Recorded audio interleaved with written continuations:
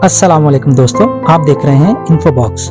दुनिया के सबसे ताकतवर मिलिट्री पावर्स की बात की जाए तो रशिया, यूनाइटेड स्टेट और यूनाइटेड किंगडम का नाम सबसे ऊपर आता है। ये तीनों कंट्रीज ना सिर्फ मिलिट्री में सबसे ऊपर हैं, बल्कि इकोनॉमी और टेक्नोलॉजी में भी बाकी पूरी दुनिया से चंद कदम आगे ही रहती हैं। तो आखिर क्या वजह है कि इतनी पावरफुल कंट्रीज अफगानिस्तान जैसे छोटे और कमजोर मुल्क से बार बार हार चुकी हैं? अफगानिस्तान में ऐसा कौन सा राज छुपा है कि यहाँ से दुनिया की ताकतें उल्टे पांव भागने पर मजबूर हो जाती हैं? और सबसे बढ़कर ये कि रशिया, यूनाइटेड स्टेट और ब्रिटिश की इस बंजर जमीन में क्या दिलचस्पी थी, ये सब आप जान सकेंगे आज की इस वीडियो में। वीडियो को लाइक कर दें, चैनल पे नए हैं तो चैनल को सब्सक्राइब कर दें ताकि हमारी आने वाली हर वीडियो आप तक पहुंचती रहे। अफगानिस्तान ने ज्यादातर अरसा गैर मुल्की ताकतों से जंगें लड़ने में गुजारा है। यहाँ पर कब्जा जमाने की हिस्ट्री को देखा जाए तो 2500 साल पहले 522 BC में पर्शियन ने इस जगह पर हमला किया था, लेकिन इनका कब्जा 2 सालों से ज्यादा न चल सका। इसके बाद 330 BC में अलेक्जेंडर, जिसने आधी दुनिया से भी ज्यादा दुनिया पर कब्जा किया था, इसने भी अफगानिस्तान पर हमला किया, लेकिन वो भी 7 सालों से ज्यादा यहाँ अपनी हुकूमत नहीं जमा सका। मंगोल अंपायर, सिख अंपायर और मुगल अंपायर ने भी इस जगह पर अलग अलग वक्तों में हमला किया, लेकिन सिर्फ मंगोल यहाँ सिर्फ 2 साल के लिए टिके,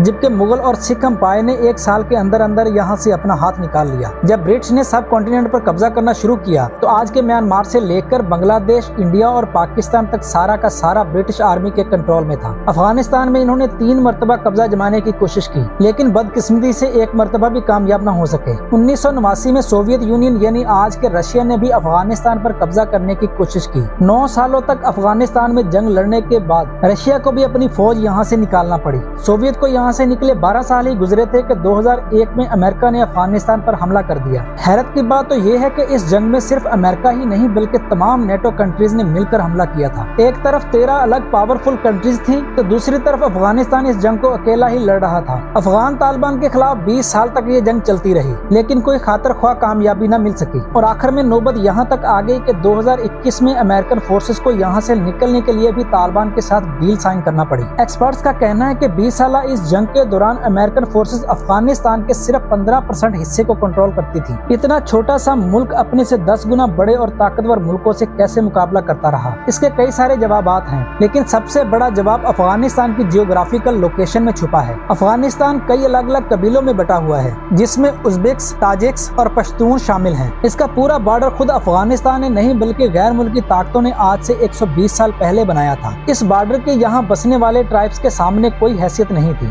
इसके सदर्न बॉर्डर की बात की जाए तो यहाँ पश्तून कई सालों से रहते आए हैं, लेकिन हकीकत ये है कि अफगानिस्तान में रहने वाले पश्तूनों से ज्यादा बॉर्डर के उस पार पाकिस्तान में रहते हैं। बॉर्डर बनने से पहले ही सदर्न अफगानिस्तान और वेस्टर्न पाकिस्तान में पश्तूनों का बसेरा था। इन पश्तून की आधी फैमिली अफगानिस्तान में तो आधी फैमिली पाकिस्तान में रहती है। जब ब्रिटिश एम्पायर ने यहाँ बॉर्डर डिफाइन किया तो इसकी इन पश्तून के सामने कोई हैसियत, कोई अहमियत नहीं थी, क्योंकि ये बॉर्डर महज एक इमेजिनरी लाइन के जैसा था। जैसे बॉर्डर बनने से पहले वो लोग एक दूसरे से मिलने जाया करते थे, वैसे ही बॉर्डर बनने के बाद भी जाया करते थे, क्योंकि इस बॉर्डर का ज्यादातर हिस्सा ऊंची पहाड़ियों से गुजरता है। इसी वजह से इस बॉर्डर को कंट्रोल करना अफगानिस्तान और पाकिस्तान दोनों के लिए काफी मुश्किल रहा है। द ड्यूरेंट लाइन के नाम से पहचाना जाने वाला ये बॉर्डर 2640 किलोमीटर लंबा है, जिसमें कम से कम भी 300 स्पॉट्स ऐसे हैं जहाँ से बॉर्डर क्रॉस किया जा सकता है। इसी चीज का फायदा उठाते हुए यहाँ आसानी से स्मगलिंग की जाती रहती है। इसी वजह से इस बॉर्डर को दुनिया का सबसे खतरनाक बॉर्डर भी कहा जाता है। अफगानिस्तान का मैप देखा जाए तो ये एक लैंडलॉक कंट्री है, यानी अगर किसी को इस पर जमीनी रास्ते से हमला करना हो तो इसके लिए पड़ोसी मुल्कों की मदद लेना पड़ती है, जिसमें Iran, Turkmenistan, Uzbekistan, Tajikistan, China और पाकिस्तान शामिल हैं। लेकिन जैसे तैसे करके अगर अफगानिस्तान के बॉर्डर तक पहुंचा भी जाए तो हमलावरों को बड़े बड़े पहाड़ों का सामना करना पड़ता है। हिंदू कश माउंटेन रेंज अफगानिस्तान को हमलावरों से बचाने में मदद करता है। ये रेंज इतनी ऊंची और इतनी खतरनाक है कि यहाँ सरवाइव करना और इनको क्रॉस करना करीब इम्पॉसिबल ही माना जाता है। ये आलीशान पहाड़ अफगानिस्तान के 75% एरिया को कवर करते हैं, जबकि पूरी कंट्री की बात की जाए तो 50% से भी ज्यादा एरिया 2000 मीटर की ऊंचाई पर है। ये पहाड़ियाँ अफगानिस्तान को एक नेचुरल वाल का काम देती हैं, जो गैर मुल्की ताकतों के लिए अनजान है, लेकिन यहाँ के लोकल्स इन पहाड़ियों से अच्छी तरह वाकिफ हैं। जब सोवियत ने अफगानिस्तान पर हमला किया था तो मिलिटेंट्स इन पहाड़ों में छुपकर पास से गुजरने वाले रशियन टैंक्स और ट्रूप्स पर हमला करके पहाड़ों की गारों में जाकर छुप जाते थे,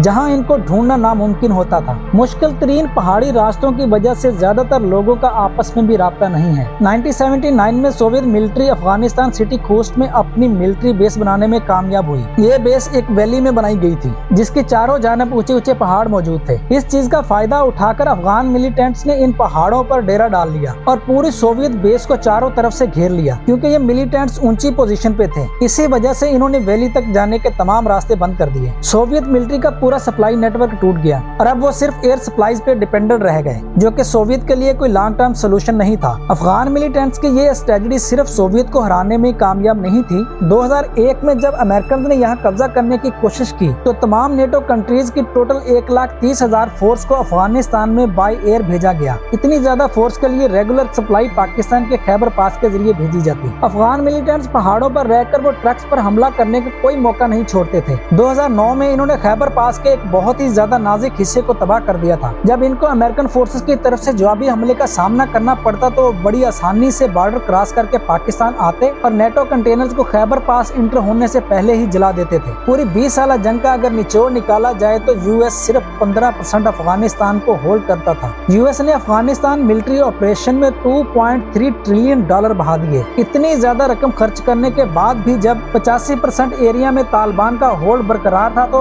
यूएसए ने यहाँ से निकलने में ही अपनी बेहतरी समझी। लेकिन हर कोई अफगानिस्तान को ही कंट्रोल क्यों करना चाहता है? इस बात का जवाब भी हमें अफगानिस्तान की जियोग्राफिकल लोकेशन में ही मिलता है। ये एशिया का सेंटर है, जिसको हार्ट ऑफ एशिया भी कहा जाता है। सेंट्रल एशिया, साउथ एशिया और मिडिल ईस्ट में कनेक्टिविटी बनाए रखने के लिए बहुत जरूरी है कि अफगानिस्तान के मामले को कंट्रोल में रखा जाए। अब जाहिर है जो भी अफगानिस्तान को कंट्रोल करेगा वो इस रीजन की तमाम कंट्रीज के लिए भी बहुत खास होगा। यही वजह है कि अफगानिस्तान में जब भी कोई पावर अपना होल्ड बनाना चाहती है तो दूसरी पावर्स यहाँ मिलिटेंट्स को फंड्स करके इनकी हेल्प करके इस पावर को कमजोर करना चाहती है। उम्मीद है आपको हमारी ये वीडियो भी अच्छी लगेगी। वीडियो अच्छा लगे तो लाइक कीजिएगा, चैनल पे नए हैं तो चैनल को सब्सक्राइब कीजिएगा। मिलते हैं अगली वीडियो में। अल्लाह हाफिज।